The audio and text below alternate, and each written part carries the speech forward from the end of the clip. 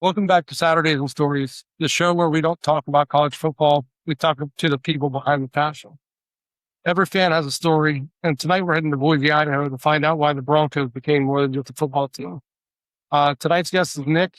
Thank you so much for coming on. Can you just tell us a little bit about yourself? Yeah, sure. So, live in Boise, if that wasn't a dead giveaway. I own a software firm here in town and have been kind of a nerdy gal around for a long time, and of course that translates to my sports fandom. And yeah, I've pretty much done nothing else but work in technology and my whole life, and luckily Boise's kind of a boom town for that, so get to do that here.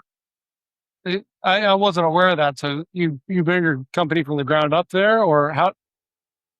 Yeah. So, starting in 2012, we're a consultancy that does mostly custom medical software. So we build, really high-end custom stuff for hospital systems, insurers, pharma, researchers, kind of all across the board. And we're a pretty small company, but we've got like 50 employees, and we're known for doing that. And so we do a whole lot of just that. Okay, very cool, very cool. So living in Boise, when did you start becoming a fan of the team? Was it Yeah. a age or? Um, So I think, obviously there's no other major sports team in Boise. Kind of for the longest time, the only show here in town was the Boise State football team. And, I think that's one of the secrets of success of the team is that there's not really a whole lot of competition for eyeballs. And Boise isn't a big market, but it's not a tiny market either, right? And so that's the thing that you do. And when I was a kid, I'm thinking kind of 1995, 1996, 1997. I remember going to Boise State football games with family members, with friends around the neighborhood, and then I played youth football, and each team gets a pile of tickets, and they still do this today. The like Pee Wee football teams here, each team gets a pile of tickets to go to one home game throughout the whole season. So there's literally like a section just dedicated to the Pee Wee football teams here in town, and every single game there's two or three teams that are in the stands, and they work through the entire roster of kids that are playing Pee Wee football. And so I remember going to games with the teams I was playing on, and kind of going to games with family members. I don't remember being like a huge fan. It was like the thing to do. Everyone here who's into sports and football is aware of what's going on with the Broncos. It's kind of impossible not to be. But Yeah, it wasn't probably until later, which I'm sure you'll ask me questions about this. In 2006, obviously we had that great run. It took us all the way to Fiesta Bowl. And that wasn't our first undefeated season. We'd actually had another one 2 years prior where we lost to um, Louisville in the Liberty Bowl, and that was another undefeated season. And so the excitement around town was pretty high. But that matchup against Oklahoma in the Fiesta Bowl, that was a big deal. That was a really big deal here. For at the time, they're called the mid majors, right? I mean, the language around these teams has changed a little bit. Now we group of six that are non-qualifiers or whatever. But at the time, the mid majors, really didn't get those kind of shots. There wasn't really a pathway, certainly not to the national championship, to the big bowl games. And so for us to get that bowl bid was a pretty big deal. And pretty much everyone I knew was going to that game. And I was like, we're going to get the crap kicked out of us. I'm going to stay home and watch this on TV. I have never made a bigger mistake in my life. I should have been at that game. And so I didn't go. I stayed home and watched it, and I had a little party at my house. And we're all in our early 20s. We're all college kids at Boise State, and then we won. And that was a pretty. I mean, what went from like interested, been to a handful of games, paid attention. I was a student there at the time when it happened, to then really being, a fan, right? Truly a fan. My parents bought season tickets right after that. So the 2007 season, my family had season tickets, and then I either by my own means or from my parents when I was younger, I've had season tickets every year since 2007. And I still to this day I've got 50-yard line seats. 14 rows back and first row right under this upper deck. So if it rains, I don't get wet. Plan that out well. Um, and so, yeah, I mean, still to this day, I go to every home game. I travel to most of the away games. wouldn't say every away game because certainly there's somewhere I'm like, it's not worth it. It's Utah State and it's November. Like we're just going to win. It's going to be cold as shit. So like, Yeah, no, I'm not going to yeah. that game, right? But yeah, I mean, any of the big games, I travel to and have been to quite a few of them. So every game, every year, that's pretty impressive. I would I say on average, I probably get to 9 games a year. And of course, all the home games and then, non-conference games and most of the bowl games I'll go to because the tickets are always like I got boxes last year at SoFi Stadium, and I mean it was nothing. It was like $300 for 8 seats in a box with unlimited food. I mean, like the bowl games are yeah, great. yeah. What bowl? Remind me what bowl that was. That was the LA Bowl, Oh, which was a okay. terrible outing. So I definitely took advantage of the free booze and food because the game wasn't worth watching. Yeah. So it's safe to say that Boise State football means a lot to you. Uh, Yeah. did you ever consider University of Idaho football? I know they're giving FCS. Was that ever an option for you, or was it always Boise State? Yeah, that's certainly a good joke around town. I mean, I have plenty of family that I would have been legacy if I'd gone to the University of Idaho. Um, so I've got a lot of family who is Vandals fans, but I will say watching their decline out of, Division One football has been spectacularly hilarious to me. And so no, we make fun of them more than we think about fandom. This year they're going to play. Boise State will play in Pullman, and then the same day University of Idaho has a game, and there's only 14 miles between Pullman and Moscow. And so my plan is actually to go up to the game in Pullman, and then I'm going to keep wearing my Boise State gear, and I'm going to go watch the University of Idaho play. Just salt in the wound, baby. Yeah, yeah. That's If we lose, that's though, pretty cool. I'll have to switch it up. Yeah. I think everybody in the world knows that there's only 14 miles between Moscow and Pullman now because of Yeah, the documentaries that came out. yeah, Once you stated that, I remember that very vividly. But how far is each travel game? I know the western side of the United States is a lot bigger than people think. So yeah.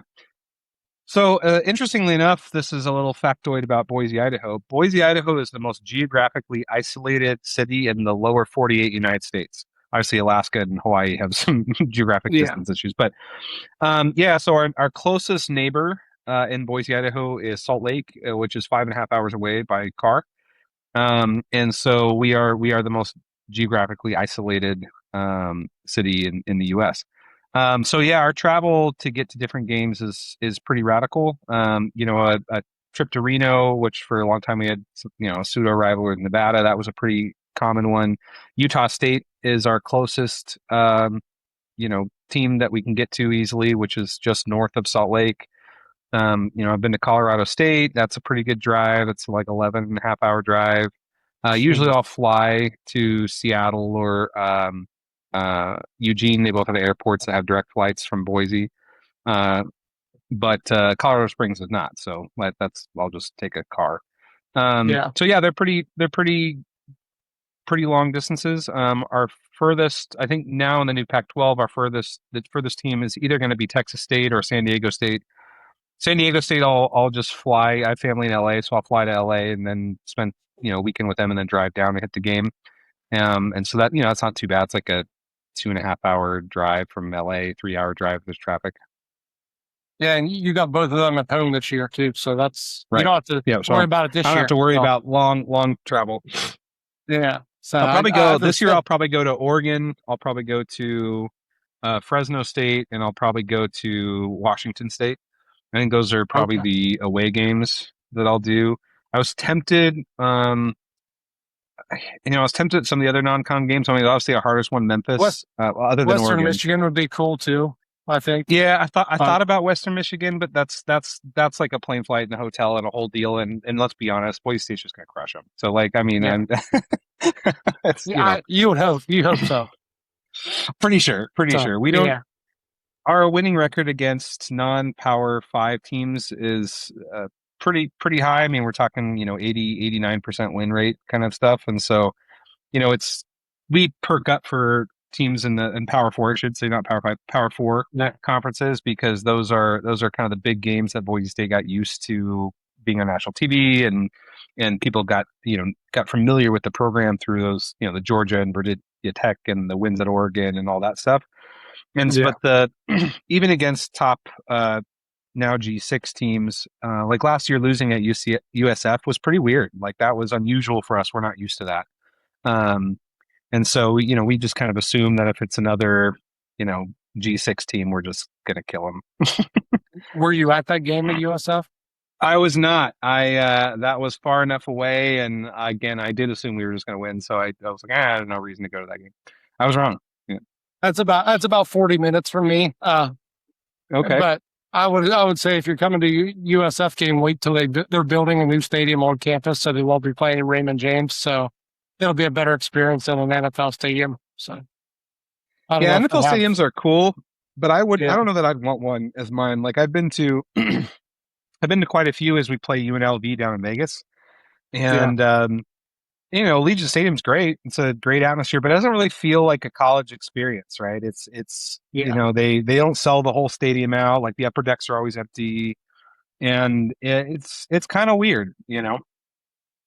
I've spoken to a Pitt fan on the podcast previously too, and Acrisure Heinz Field is going to tarp off some of the top because they can't sell it out. And Yeah. I know Pitt fans are pretty upset about that because it makes it look like they are giving up trying to sell tickets. It's hard in the NFL stadiums. I mean, and in the cities, it's hard to get people to call. It doesn't feel like a college game, Right. So, Well, I mean, even like USC and the Coliseum, right? Like they tarp off both end zones, and that's USC. Right now, when Yeah. USC is playing great football, they don't have to do that. But that's been a minute, right? It's been a minute Yeah. since USC has been that team, right? And so and really the story of that is, I mean, USC has a huge alum base, a huge fan base, but really it's in Los Angeles you got Rams, you got Chargers, you got Dodgers games. There's so much other stuff you could spend your sports money on, right? And Yep. only a diehard USC fan is going to keep going to games when they're having 8-4 seasons, 7-6 seasons, stuff like that, right? Yeah, absolutely. Absolutely. So you talked a little bit about Boise, how far away it is from everything. Tell us a little bit more about the city. What is there to do near campus? Is there a place you have to hit if you come on to campus? Restaurant wise, bar wise, what do you do? Sure. Well, Boise is a pretty cool town. I mean, it's got a reputation for being pretty hip. I don't know that I could just say it's a college town anymore, but for a long time, it was the capital city of Idaho, but it was also really much a college town, right? And the population in Boise has just skyrocketed in the last, 10, 15, 20 years. And where there's a lot more going on. The tech scene here is pretty big. And so you have a lot of tech workers that have come in. It's been kind of the fastest growing city, going on 20 years. And you see that kind of everywhere, right? There's a lot of new being built. People who come here are always like shocked. They're always like, it's so clean. And I'm like, well, that's because everything is brand new. Like, everything sparkles still, right? It's got a fantastic music scene. A lot of people don't know that. It flies a little under the radar. There's a large music festival here called Treefort Music Fest. And that entity has now built multiple year-round music venues. And so there's a really fantastic music scene of both traveling artists coming through, as well as a local music scene that's much larger than people would expect. And that's been kind of a big excitement, is kind of the arts and culture as that has grown in the city. For a long time, people moved here because of access to the outdoors and the low cost of living. Access to the outdoors is still fantastic, some of the best in the world. If you want to whitewater raft, ski, snowboard, camp, hike, go get lost in the mountains, you can drive 45 minutes in any direction and you'll be the only human there, right? And that's pretty cool, right? We're nestled between a whole bunch of national parks and an easy launch point to a lot of really cool stuff that you can do, in the Mountain West generally. In terms of campus, I mean, Boise State's just like the city, the campus is all pretty glitzy, glammy new. Most of the buildings that stand out on campus are things that were built honestly after the 2007 Fiesta Bowl. As a student Hmm. there, we won that game. The attendance kind of skyrocketed, and then there was just this crazy capital campaign to build. And so, there's a lot of infrastructure and a lot of buildings that got put up in the last, 20 years, right? Which is different than a lot of other universities. Boise State itself has an interesting journey, right? So it started as a um, community college, then a junior college, and then it wasn't a 4-year institution until 1968, I believe. And so like it's interesting because it's actually won football championships at every level now except Division One FBS, right? So we have Yeah. national champions in 1AA. We have as a junior college. We have as all these different levels, which is kind of cool. I don't know that there's any other programs that can really say that. Um, Bronco Stadium itself was built in the 70s and is pretty aging. They've done a good job of kind of lipsticking the pig, but Yeah. my tickets are on the east side of the stadium, and that used to be the home side of the stadium. That's where our players would be, and they actually just switched last season to the other side of the stadium. And so now instead of like cheering, now we ribbed the visiting team a little bit. Yeah. But the east side of the stadium is probably the next expansion that they'll work on, and it's pretty aging, right? I mean, you're looking around, you're like, oh, right. But they've done a good job. They just redid the whole north end zone. Did kind of a hot bunch of high end boxes there. I almost switched to one of those, but I don't really love watching games from end zone, so I was like, I'll keep my season tickets at the 50-yard line.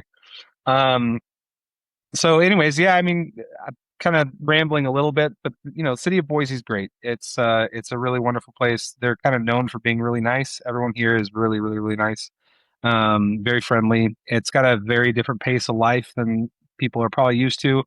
Um, my business partners are in California, and they used to get really annoyed because like emails wouldn't get answered on like Fridays. And they like called me one time. They're like, "What's going on?" It was like, summertime. I was like, "Oh, guys, Boise Friday."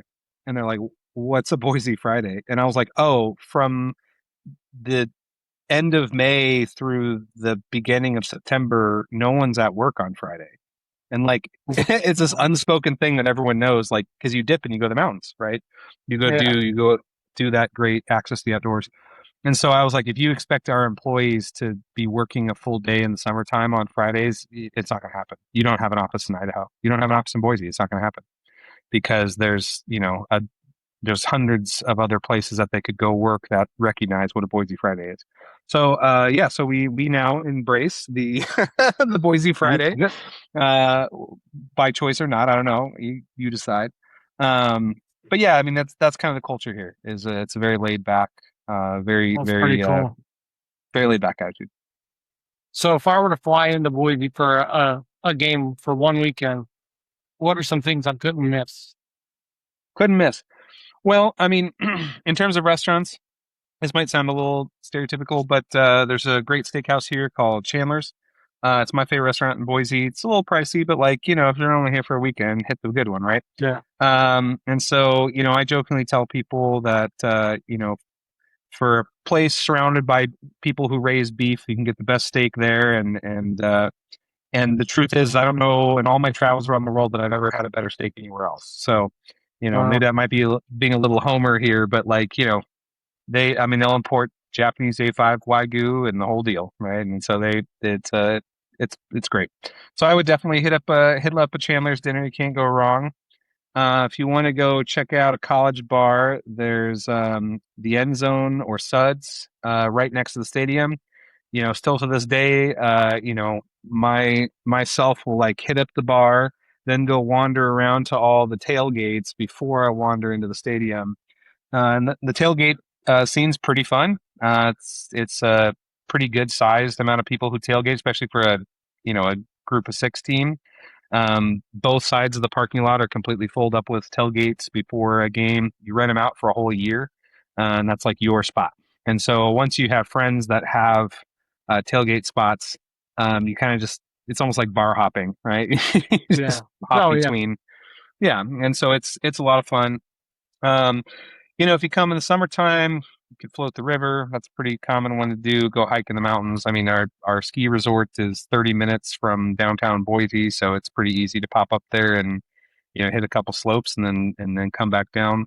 I mentioned Tree Fort and the music halls. There's some pretty unique venues to check out that are pretty unusual. One of them was a former like Shriners Social Club that was turned into a music hall, and that's a pretty unique music venue. Yeah. So, Very so cool. anyways, I mean, Very those are the things we do here for sure.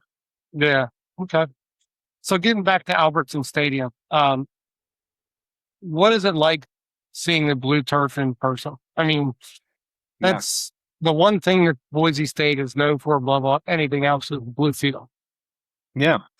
Well, and a little history lesson for your listeners. So the blue turf was installed in 1986 by the athletic director at the time, Gene Blameyer. And Gene Blameyer was the athletic director all the way through, I believe, 2011, might have been 2010, somewhere in there. And at the time, they had a good football program. I mean, they were winning a lot, but it was a crowded field, right? They're Division II at the time, and they were trying to think of ways to get some attention. And so he actually negotiated a cheaper price for the turf if it was blue. The way he sold it to the administration, from as the story goes, was that they were going to save a little bit of money and it was going to be this great marketing thing. I don't think it could have panned out for them better.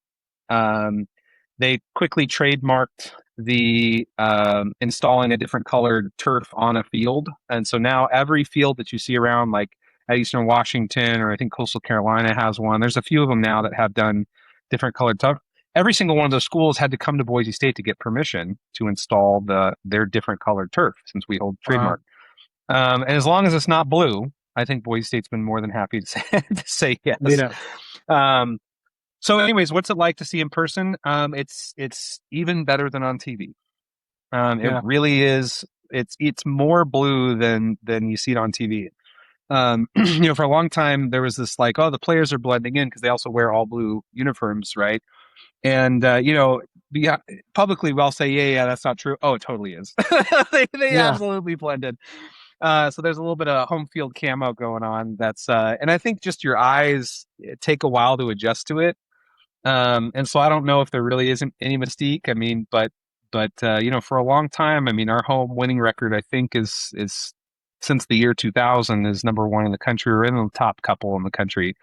It's like 87% or 88% home winning percentage.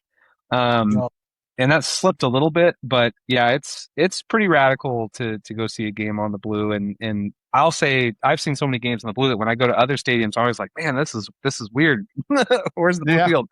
That's weird to me to see it on green, right? You're the opposite. Yeah. Yeah. So no chance of them going back to a green field anytime soon. Probably like once a year, one of the papers here will do like a public poll and be like, oh, should we change the field back to grass or green or whatever? And I think the last one I saw, it was like 96% of respondents said absolutely not, which it's a joke at this point. No, they're never changing it back. Funny enough, when they first put it down, it was not popular. People were actually really upset here in Boise about it. It was not a popular move. It luckily for Gene Blameyer, it panned out. Otherwise, he would have not made it to be the athletic director until 2011. Yeah, absolutely. So we touched a little bit on the Fiesta Bowl, because that's kind of when everything, in my opinion, changed for Boise State. You said you mistakenly did not go to the game when you had a party at your house. Did you realize exactly what was happening for the future when that happened? Yeah. In that moment, did you realize what was going to change? Yeah, I think everyone did. That was kind of the thing that was really interesting here in Boise is we knew we had a good football team. So let me go back a little bit. Like under Dan Hawkins, the previous coach, because that was Chris Peterson's first year as the coach when they went and won the Fiesta Bowl. Under Dan Hawkins, and then before him, Dirk Cutter, we had a lot of years of a winning team. We knew we had a good football team. We knew we had a good football program. And there was this kind of constant, like, why aren't we getting the shots that we should be? Why aren't we getting the shots of the bigger teams? And that had been going on for 6 years before the Fiesta Bowl, right?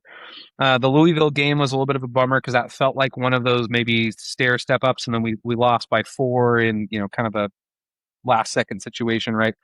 Um, and so when we won the Fiesta Bowl, yeah, I think we all knew pretty much right away that like one, we finally proven everybody that what we've known for a while, right? Yeah. And of course that set up, the bigger recruiting classes, which for again at the time a non-AQ uh,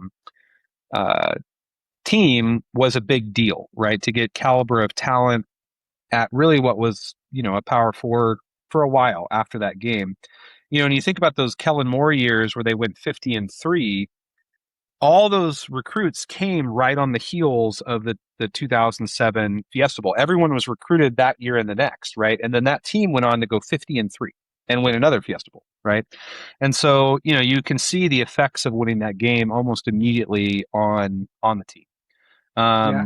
And so, those are kind of those golden years, right? Between 2006 and call it 2015, those are kind of Yeah. the golden years of the team. And not to say that it wasn't successful later. I mean, we had some great teams after that, but the consistency wasn't the same. I mean, for years we just expected to go undefeated every year. Who's going to beat us? No one's going to beat us. Yeah. And that You was the expectation. you kind of took the role of the ultimate underdog kind of after that game because you finally got your shot, and then the next couple of years you wanted that shot again, wanted that shot again. Does Boise still embrace that underdog mentality, you think? I think so. Yeah. I mean, so it's kind of a little weird because, the moment that really stuck out to me actually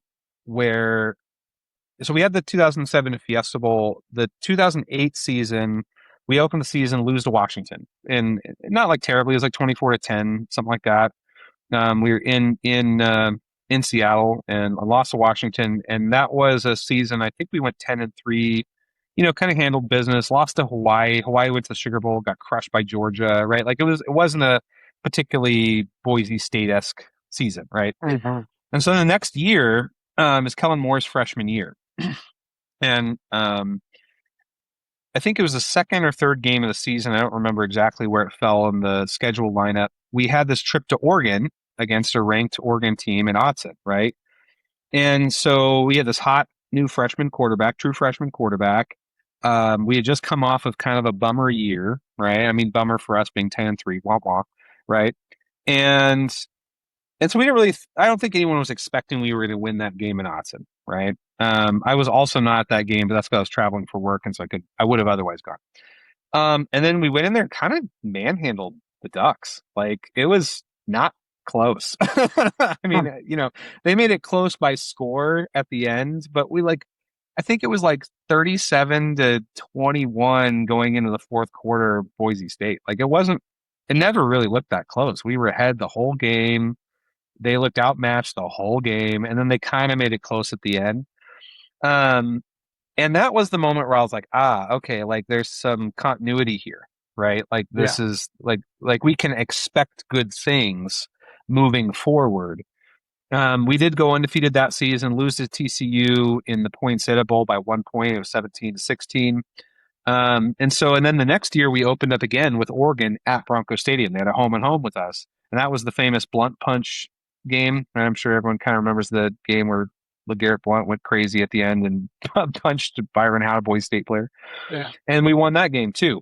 And so that role of underdog, I think, is kind of right there. Then it kind of became a staple for quite a while to see Boise State playing in early season top 25 matchups, oftentimes opening the season up with them, right? The year after that, you had Virginia Tech, and then you had Georgia, and we won all of them, right? And so that became kind of an expectation of the fans during those years.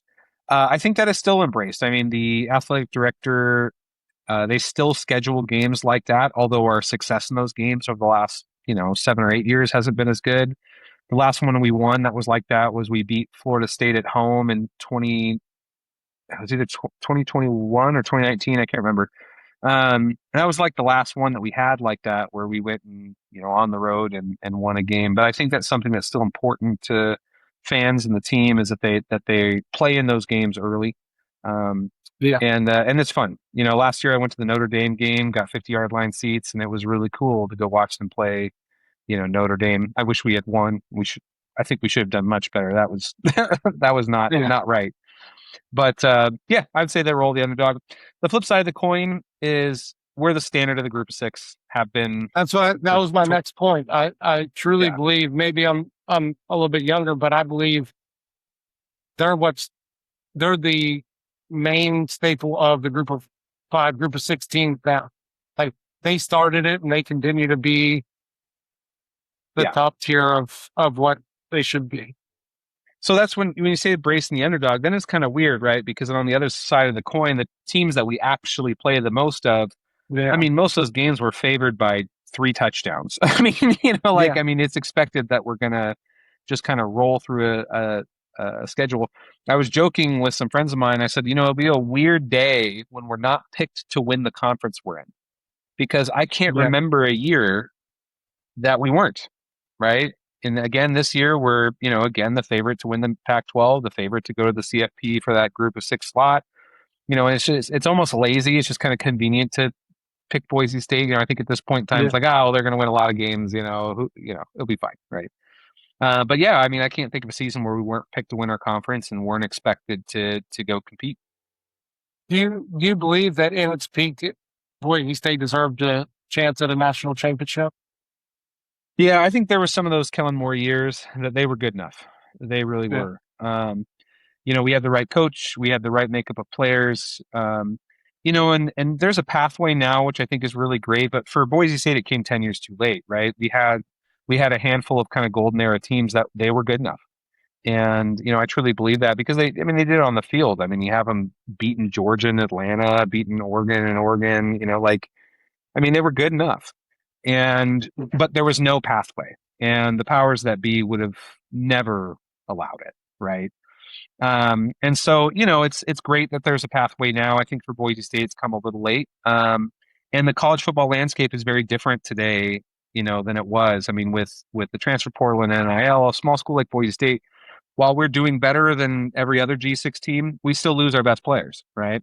And Yeah. so, we had Ty Benefield go to LSU, Taylor Green, our quarterback, Wooden had a great career at Arkansas, Hank Bachmeyer at Wake Forest, right? I mean, like the guys who show up and do well in the field, they go get paid. And so that didn't used to be the case, right? They would graduate and go on to the NFL from Boise State, which has churned out a lot of NFL talent for a G6 team, a lot. I think we've had, 7 first round picks in the last 10 years, 11 years, something like that. And so that's a lot for a G6 program. That's almost every other year having a first round draft pick. So, yeah, it's different. It's different now, and we'll Yeah. see. We'll see if there's ever a chance being given again. But yeah, there were some years back in the day that they should have got their shot. They should have. Do you think do you think moving to the Pac-12 now, you'll kind of lose the G6 title? Do you think the Pac-12 will be strong enough to get back into one of the power conferences? No, it really won't. I mean, having Washington State and Oregon State as the only holdovers from the original Pac-12, those were bottom feeders of the Pac-12 for a long time. Mhm. If you saw Stanford and Cal come back in the fold, there's a cold chance in hell maybe you could make the case with Or four, even Oregon and traditional. Washington come back too. Yeah, but they're But not going to. I mean, there's yeah, the financial disparity between the Big Ten and the Pac-12. yeah, The question is if the travel for some of the bottom feeder teams. I mean, Cal and Stanford aren't going to be competing for ACC titles anytime soon, right? And so, does it make more sense to go back to Pac-12 and maybe be in the top tier of that conference and raise the profile and potentially push it into the power yeah. runs? What I think is more likely is I think at some point in time, the Big 12 has been looking at Boise State for a long time, right? Mhm. And you already have BYU showing success there. That was a longtime rival, kind of non-qualifier G6 team that we played with a lot. we're undefeated against Utah, right? And so like that's another one of those regional rivals. I think the Big 12 would be smart, and they've Yeah. looked at Boise State for a long time. I think it's more likely the path for Boise State is they probably kind of dominate the Pac-12, similarly to how they did the Mountain West. It's the same teams. What's going to change, except Oregon State and Washington State, who both have losing records against us, I believe. Um, I mean, then at some point in time, the Big 12 will come poach, right, as the next round of Yeah. conference realignment happens. Um, I think that's the likely path, and I think the Pac-12 itself will stay a G6 league. I also think that they have a really tough slate to figure out how they can expand. I mean, all the West Coast teams are somewhat spoken for. They don't have a lot of great expansion targets. UNLV out of Vegas, maybe, Sac Yeah. State at some point in time when that program develops more, maybe look at more teams in Texas, maybe, right? Like, I don't know where the Pac-12 goes to get bigger, Yeah. right? It's it's really, college football is really weird right now with conferences because Yeah. every conference is national now. It's not regional as it used to be. I don't think it'll ever get back to that because the money is there's too much money involved in these deals to get Yeah, it's teams hard to done. say.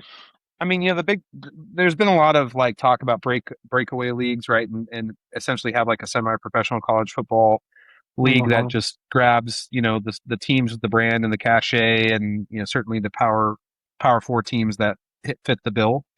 Yeah. I actually do think Boise State would make the cut in something like that. I I would be shocked if they didn't, to be Yeah. honest. But, you know, barring something like that, I think that the conference realignment stuff is going to continue to get wonky. I do think you're going to see a lot more teams that join conferences as football only members, and the rest of the sports will stay in some of their traditional regional conferences. And I think Because that's going to be the those teams don't make money. The football team makes right. all the money for the colleges, so that would make sense. Yeah, women's gymnastics, like if you're Cal and you've got a women's gymnastics team or a college basketball team that's not overly competitive or a college baseball team, I mean, baseball teams play a lot of games, right? Yeah. Flying those teams all the way up to the East Coast week after week after week, their travel budgets are just getting exploded, right? Yeah. And so I think the next trend, the next kind of sanity check that could happen is seeing a lot of these teams, reform conferences around just football only membership, and the rest of the sports will transfer back to kind of regional conferences to play in. So you could see the Pac-12 have more members like Gonzaga, where they don't have a football team that's competing in the conference, but they compete in a lot of other sports. I think that could be Yeah. something that happens. And that would make sense too. Yeah. I think the next chance for that would be 2030. That's when I know the Big Ten's deal is up for renegotiation. I think everyone's deal's up around them. So I think that's the Yeah. next time you'll see some movement with teams and because the Yeah, Big there'll Ten be and a SEC little are bit of going to try to movement, but scoop yeah. up. The Big Ten and SEC are trying to scoop up everything they can. It would be a moneymaker. Yeah, for sure. The big talk, like I'm in Florida, I hear a lot of Florida State fans say they want out of the ACC because they don't make as much money. They want in the SEC or the Big Ten. Yeah. And the same with Clemson. I hear that Yeah. quite a bit. And that would be the SEC and the Big Ten would probably fight over those two teams, the national brands that they are. Yeah, I mean, and if those two go, certainly Miami is a target then. Yeah. Possibly Louisville is a target then. And that's actually I've actually been kind of praying for Florida State and Clemson to figure out how to wiggle out of the ACC, because I actually do think those are the conditions in which Cal and Stanford would come back to the Pac-12. Is if the ACC starts to look flimsy and its top schools are bailing, well, then there's not really the upside for those two West Coast teams to stay in the conference, right? But I don't think their absolutely. deals. I don't think they have very expensive pathways out because they're so new in the conference. I think it would be a while, but yeah, I've actually been kind of hoping that the ACC has that exact scenario happen. Yeah. It'll be interesting to see. I mean, we're still in a ever-changing landscape in college football with the CFP is probably going to change to at least 16 teams next year. Yeah. And then maybe to 24. I think that's going to be too much. I think it's kind of like you're going to be letting teams with 4 and 5 losses win, and it's going to be. I mean, I like the fact that there's a guaranteed G6 school because Boise State that year with Ashton Jeanty, they deserve to be in the playoff. Yeah. What I wish they would do is I wish they would make those 4 bowl games the first round and give the top 4 seeds a home game. Because I feel like it's, you know what I mean? Like Penn State had to play Boise State in Phoenix. Yeah. It would have been so cool if Penn State had to go to Boise State to play that game. I mean, it would probably have been tundra there, right? I mean, what's the temperature there in mid-December? I mean, no colder than it is at Beaver Stadium. So I mean, it's about the same. It would have been the same either place, but it looked really cold that game against SMU. I wasn't there. I stayed home and I went to the Orange Bowl. So, but that's just my opinion. I feel like those top 4 seeds deserve a home playoff game. Yeah. See, I actually am a big fan of the 24 team, but I think we should be doing away with all the automatic bids. Like, I don't care. I mean, the fact that the big conferences are trying to secure up that they're guaranteed a number of seats at the playoff, I think we should just go to 24 teams and just straight seed it based on ranking. Screw everything else, right? Like, why? And it doesn't, if there's 6 G6 teams in the top 25, well, I guess top 24 in that, who cares? Seed them into the playoff and let's go. Right? Like, if we're going to go to 24 teams and we track the top 25 the whole time, I think we should get rid of all the automatic bids. That conferences are guaranteed nothing, and you just straight seed everybody. Spoken like a true G6 fan. Well, I mean, the problem is I see both sides. There's so much artificial. I mean, here's the argument I'll make. This is definitely a G6 perspective here, so bear with me. But if you think about how we come up with teams' rankings, right? So they get seeded at the beginning of the season, and it's based on perception of a conference. Well, then you have conferences like the SEC who rarely go out, travel west of the Mississippi River, play mostly G6 programs, and then they get very incestuous, beating up on each other. I would actually say that SEC has been down for several years now. And if you take Alabama out of the equation from, Saban's years, I actually don't think the perception of the SEC is real. I don't. Yeah. And so but yet we're going to have these teams continue to clog up as many spots as they can in the top 25. You go back and you look at the postseason, they very rarely in the last 5 or 6 years have panned out on those, what were ultimately preseason rankings that just carried through as they went into conference play. And so I think the whole system of deciding which teams are worthy or not is very flawed in the sense that it's got a lot of artificial perceptions and barriers built into it just because of how many teams there are. And I think that's it's a way to make sure that teams that have power and prestige continue to have power and prestige, regardless of what the performance is on the field. That doesn't sound very sporting to me. Again, G6 guy here, right? Yeah, but the fact that we had. Go ahead. I've spoken to every guest, and this is my thought. I think they should line up those big conferences, and they should be required to do like a round robin every year. Say Big Ten one plays the SEC one. Line them up that way. Include all the conferences, rotate them around, and at least play one game from where you finished in your conference compared to that team in a different conference. Say the SEC, ACC, the Big Ten, Big 12. I really feel like that would give more data points and don't rank the teams until after they've played a few games. Yeah, wait till week 6. Wait till the CFP. Wait till I mean, it really is just a number given out by figureheads in the major corporations. And it's really a lot of bias in those numbers at the beginning of the season. Yeah.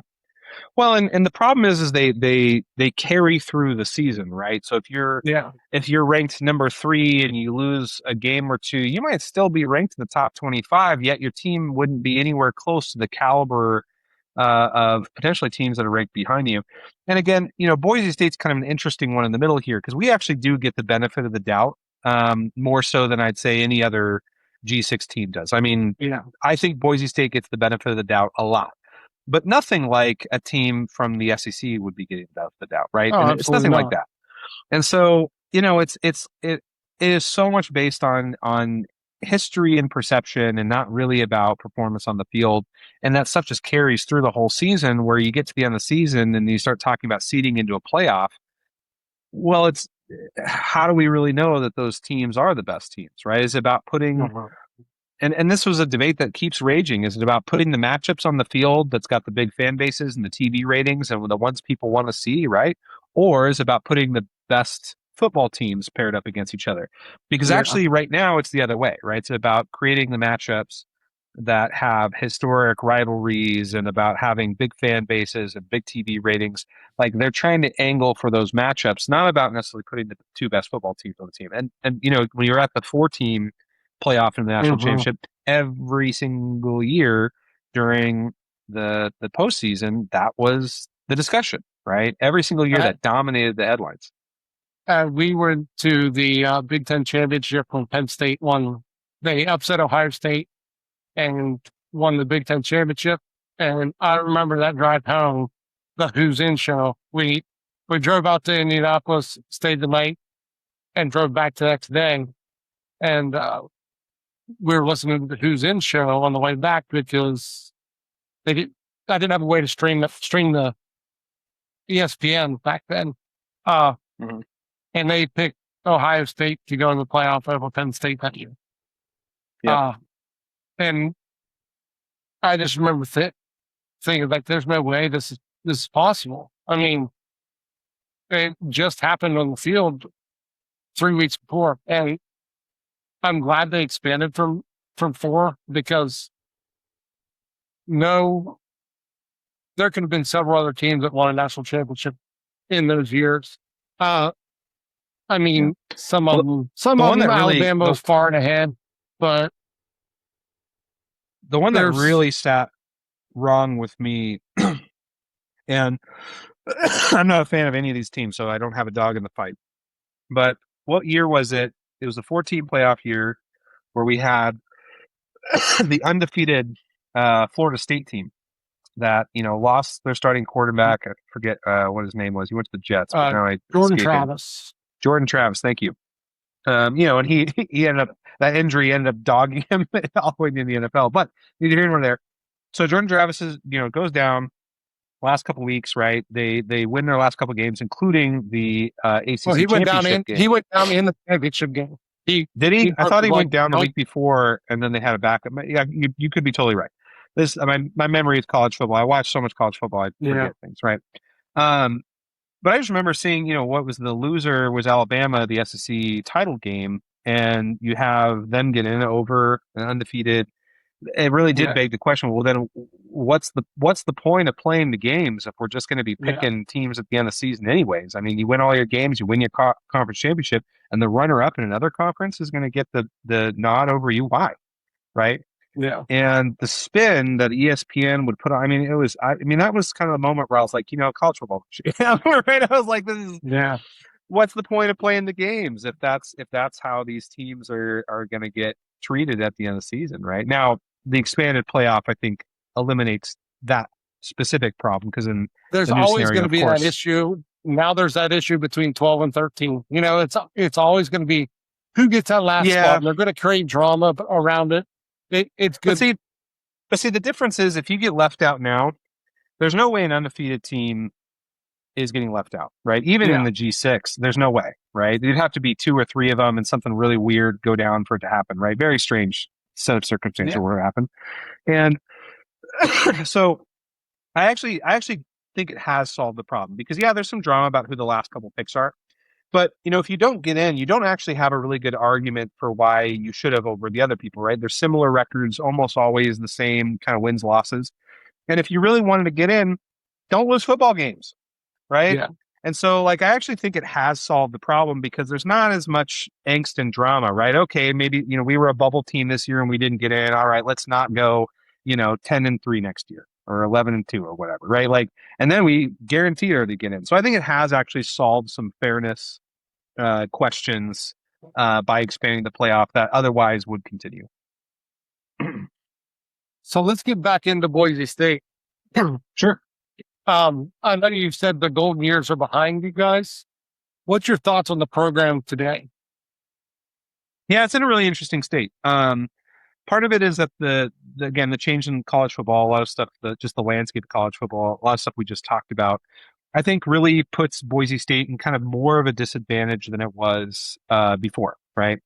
And so, Boise State is really struggling to navigate the NIL world, especially because they're a weird program. They kind of exist between what most of the G6 is like and what a Power 4 school is like. In terms of NIL, we do have much more NIL than, say, I don't know, almost any other G6 program. I think we do have the most out of all the other G6 programs. There's great support here in town for the program. And so, so at that level, we're kind of kings, right? But to bridge up and to go compete at the Power 4 level, we really have to take the leap to get to the Power 4 in order to kind of justify it. And for now, that puts us in a really weird disadvantaged position where, as you guys have kids who come in and develop, Boise's always been a developmental program. That is not a new thing. That has been going on here for 25 years. But now those kids, as they develop, get to leave, right? We don't recruit 2 stars and then keep them all the way through their NFL careers. Now we lose them in the transfer portal. And that's been the case really the last 5 years. That has kind of dogged the program a little bit, is as you develop stars internally in your program, people that normally would take the torch into the championship years, we lose them, right? And so that makes it really hard to kind of keep the continuity and keep the momentum going.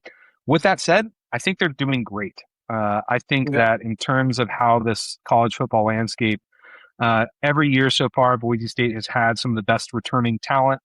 We might lose a guy here or there that are really, really talented, but for the most part, they're doing better than their contemporaries at holding onto their rosters. A lot of the reason why this year we're projected to win the Pac-12 and by a really healthy margin. I mean, Phil Steele's SP has us at, I think, 37 or 40 or something like that, or, pretty high. A lot of that has to do with the roster continuity, which is much higher than our G6 contemporaries.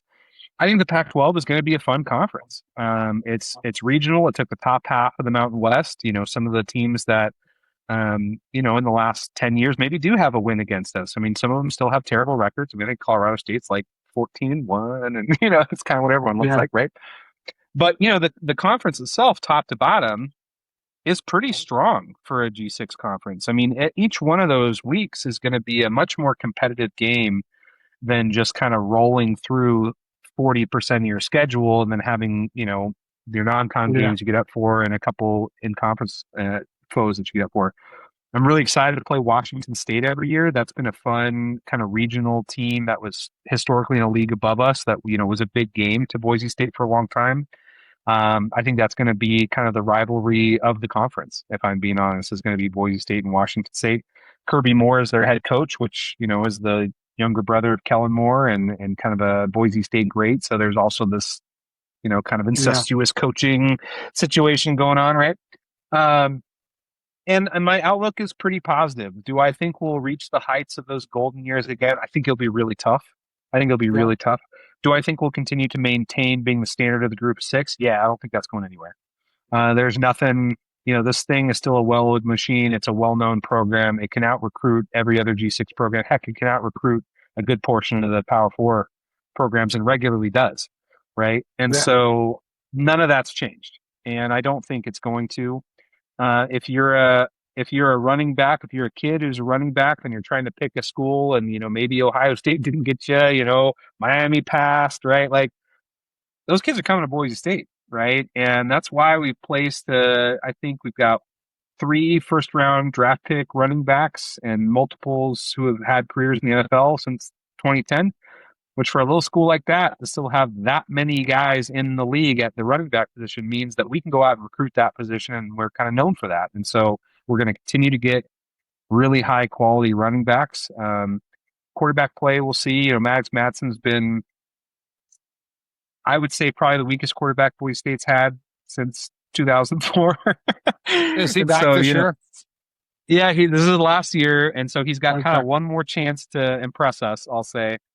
He statistically had a great year, the Genti year, but we all know that, when they're stacking the box like that to stop, a generational talent, throwing some play action in is a real good choice, right? And anyone who's got half an arm is going to look statistically pretty strong throwing against defensive backfield that look like that, right?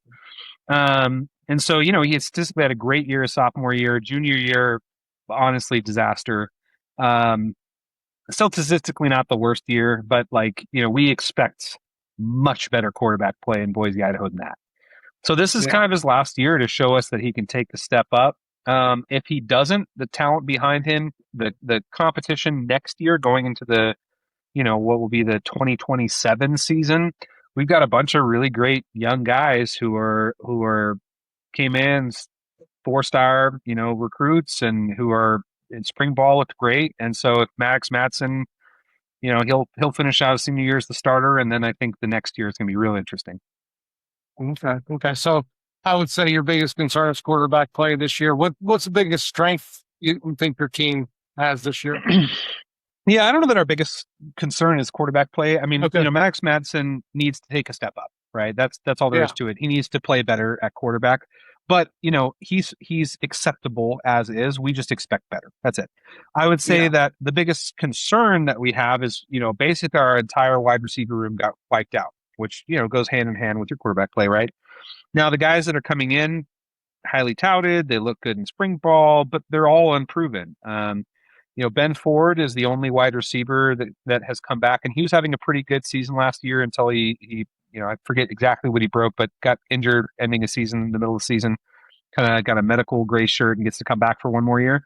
But after that, that's it, right? It's all a whole bunch of guys who've taken very, very few snaps. And so, we'll see. It's, Capel's graduated, Marshall transferred to Arkansas. We're definitely Lauder, our number 2. I think statistically he was a tight end, but had the second most receiving yards. I think wide receiver room is a question. I think it's a really big question.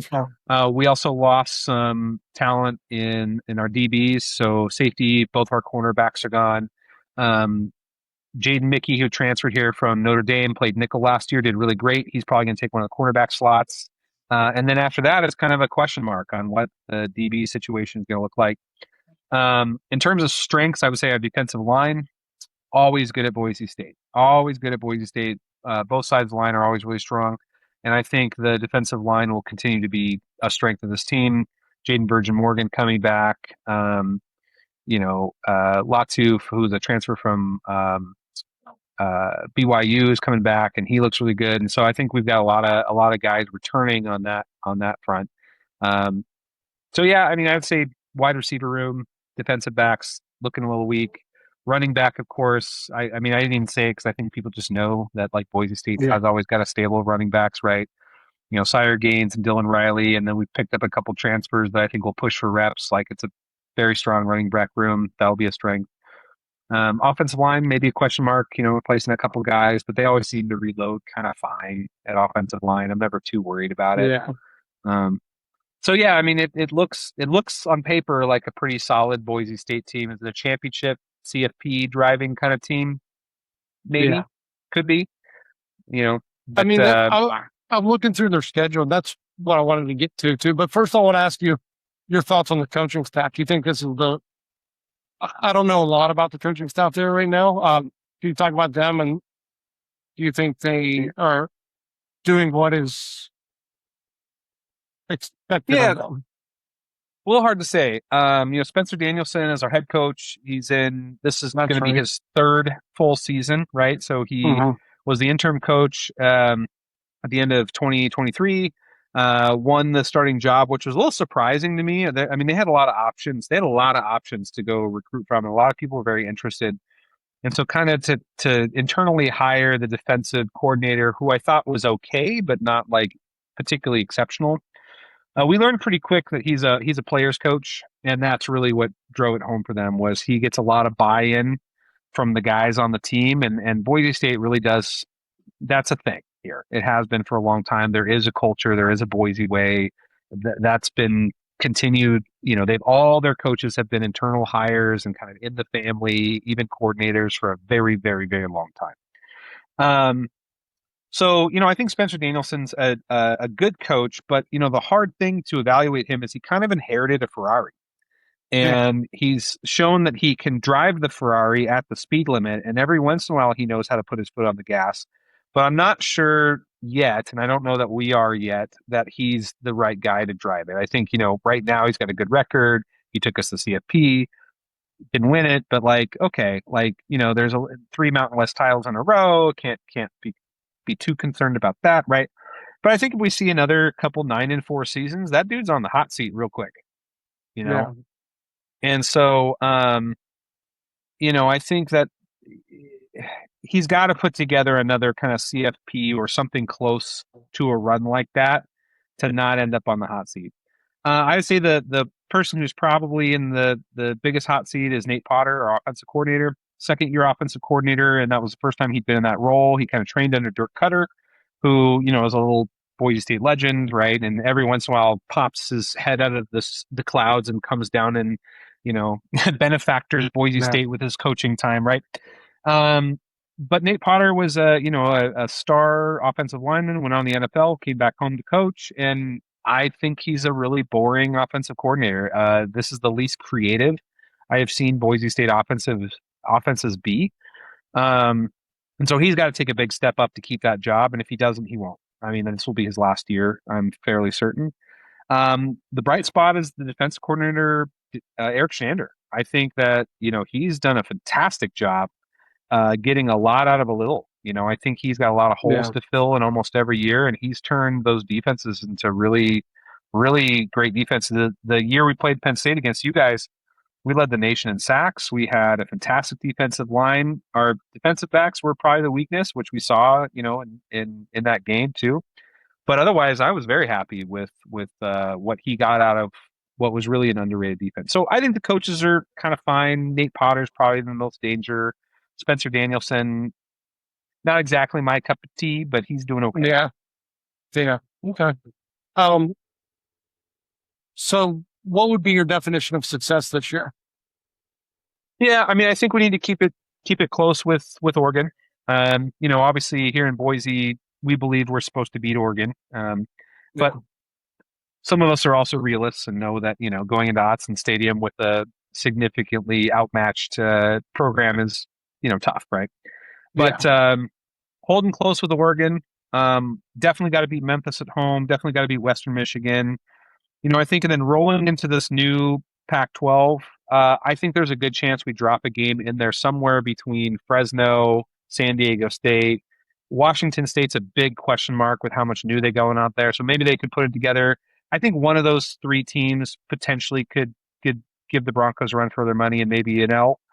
And so if we're going to the postseason kind of with 2 losses, 1 loss, I think that's where we'd expect to be.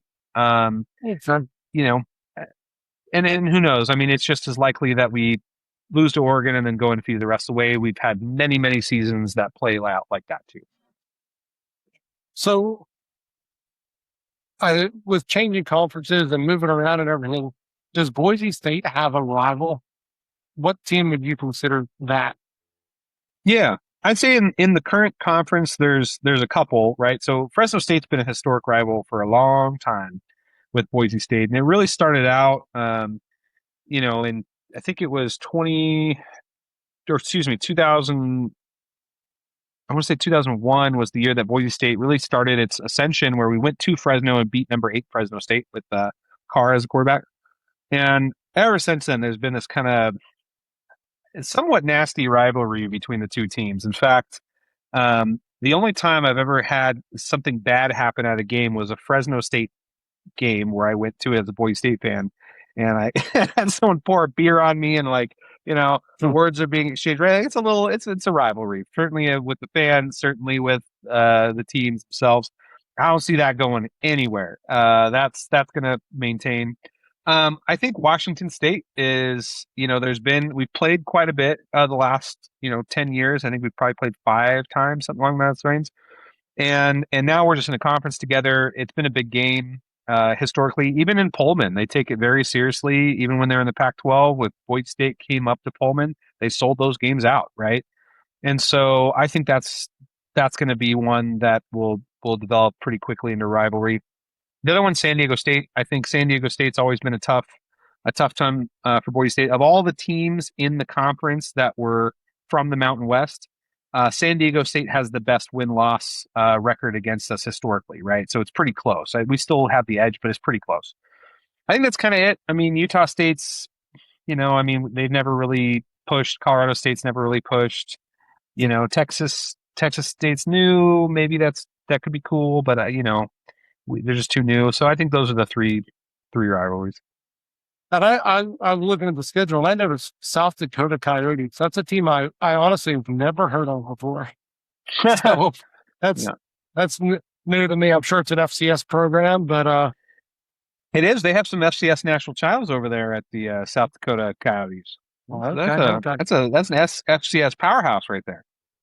I gotcha. So, going back to the state of the program, from everything you've said, it just sounds like you guys need a Cody Campbell to just kind of build up the NIL, and then you'll be set. I got a few quick questions. Just want to go over like a 2-minute drill type of thing, and then we'll get you out of here. Okay. Sounds great. What's your favorite jersey combo? Jersey combo? I mean, I'm going to give you 2. I'm going to give you 2 because I'm a cheat. Okay. Right? So it's pretty special to wear that Fiesta Bowl white with orange pants, blue helmet. Mm-hmm. In fact, the year that we played against you, we were the home team as the 3 seed, and we chose to wear our away game jerseys because that's a special jersey combo. And when you see those games, you kind of watch, right? The second is I'm a homer, man. Blue on blue, baby. Like, and then throw it on the blue, right? Like that's where it's at. So, and that's they do a lot of jersey combos now. But that used to be what we just wore every game, right? But now it seems like every game there's a different jersey combo going on. Do you like the traditional helmets, or do you like the new ones with the big Bronco? Yeah, I don't know if they're new anymore. Those came from the Nike Pro Combat. There was that year, I think it was 2010, where they picked 10 teams and they redid their jerseys for them. And Boise State just adopted the helmet and kept it. Yeah. And yeah, I don't know if it's new anymore, right? We're going on 15 years of that being the helmet. Newer. But newer. Yeah, I mean, I like it. I think it's been cool. It's been cool the whole time, and so they'll keep that for, I'm sure, a while longer. They still bust out the old Boise State logo every once in a while, but yeah. What's the best road trip you specifically road that you've been from Boise State? What's the best one? Man, well, okay, I'm only going to pick games where we won because it's always a sad trip home when you don't win. And it wasn't a road trip; it was an airplane trip. But I got to go see them play in Atlanta when they beat Georgia in 2011, and that game had some context because in 2005 we had a game between the hedges at Georgia, right? Not in the was that Mercedes-Benz Stadium? And I think it was the Georgia Dome back then, though. Georgia Dome, yeah. So that game in 2005, it had been hyped, right? Because the year before that, we go defeated and lose this heartbreaker to Louisville, and then we're opening up the season against Georgia. And so here in town, hype. We go to that game and we just get smashed by Georgia. It was a complete blowout.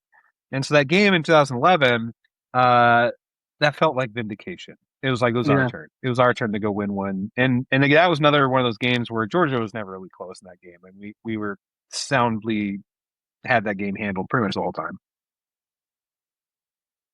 So that was the best one.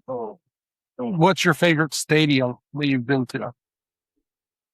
I actually really like Autzen Stadium. It's a unique one. In terms of away stadiums. Okay, first of all, it's Bronco Stadium. That's the best stadium. Um, but yeah, I mean, Autzen Stadium's cool games there. I have a lot of friends who are Oregon fans, so I get to meet up with people and we talk some smack to each other before the game. I've been in like their boxes wearing blue and orange and stuff, so it's a fun place to go. It's loud. It feels like big time college football for sure to go play in Oregon.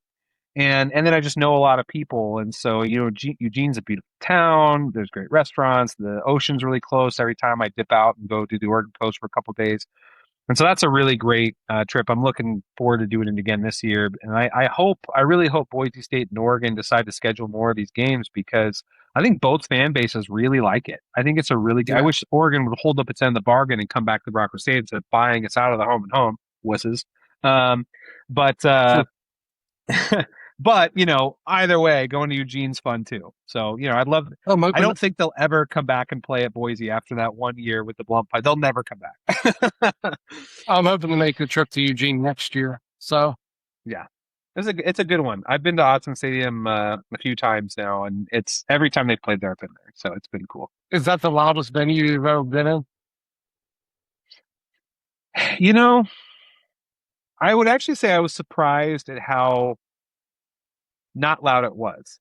It is loud, right? But for the size of Bronco Stadium is also considered very loud because 70% of our seats are up, pointed down at the field, and so it's an unusually like sound trappy stadium. Albertson Stadium is.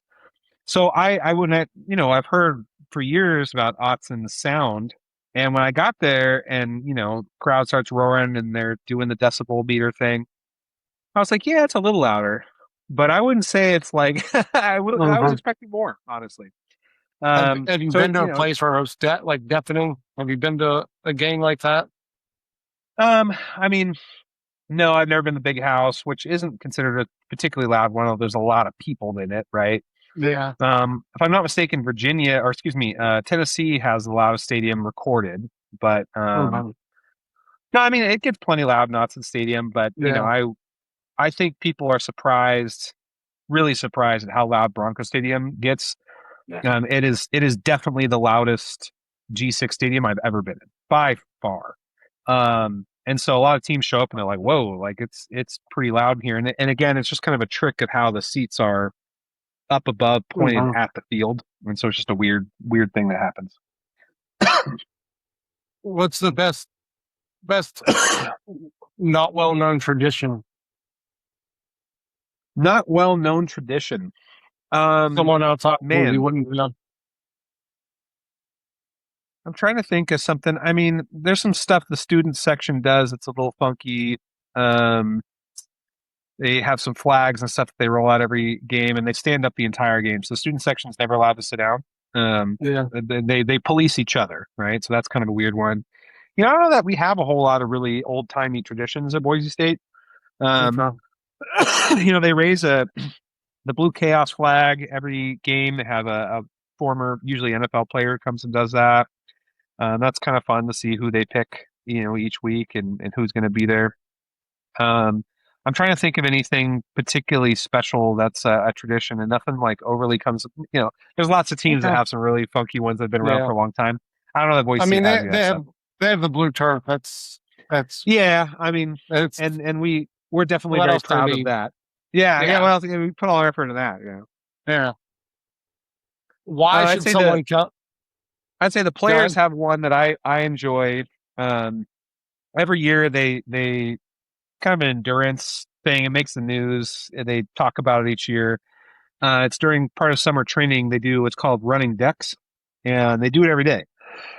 And they literally get in Bronco Stadium and run up and down the stadium seats. And the whole team does it. They do this every day as part of their summer conditioning.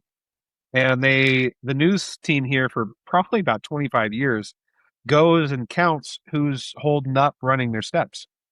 And so they literally will sit there and figure out, who has run all their steps and who hasn't, and who's holding up their end of the bargain, who isn't in the off season. Wow. So that's kind of fun, and it's pretty brutal That is watching them cool. do this in July, right? I mean, they go jump in the Boise River afterwards because they're all, it's killing them. So running decks, I think, is one that's a conditioning thing, and it's the players are scared of it. It's kind of one of those things that's the lore. When you get recruited, they talk about running decks at Boise State.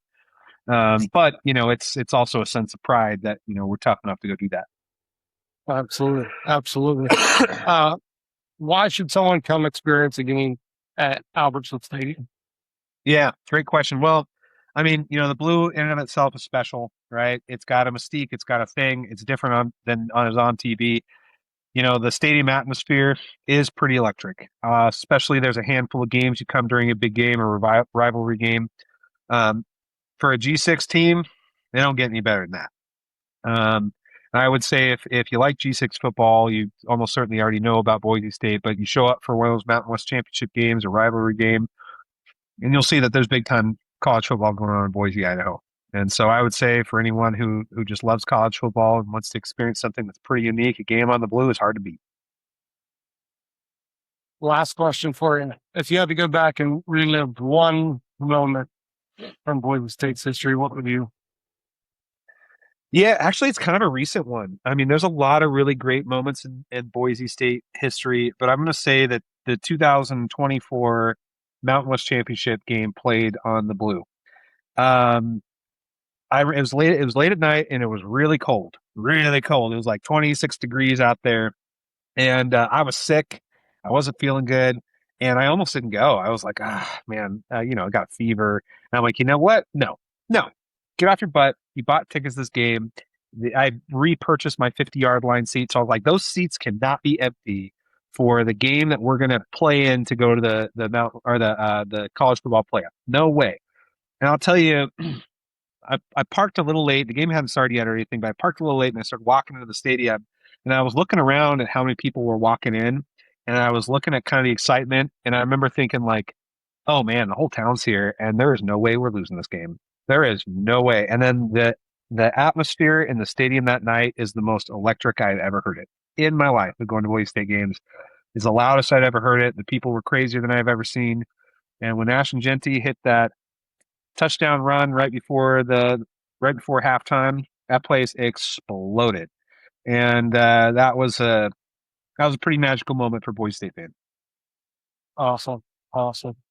Well, thank you so much, Nick, for your time. I enjoyed getting to learn about Boise State a little bit. I'm looking forward to eventually making a trip out there and seeing a game on the blue myself. So, absolutely. Well, Shawn, thank you so much for selling me a one-of-one Ashton Genty card that I was excited to get in the mail. And now you got a friend in Boise.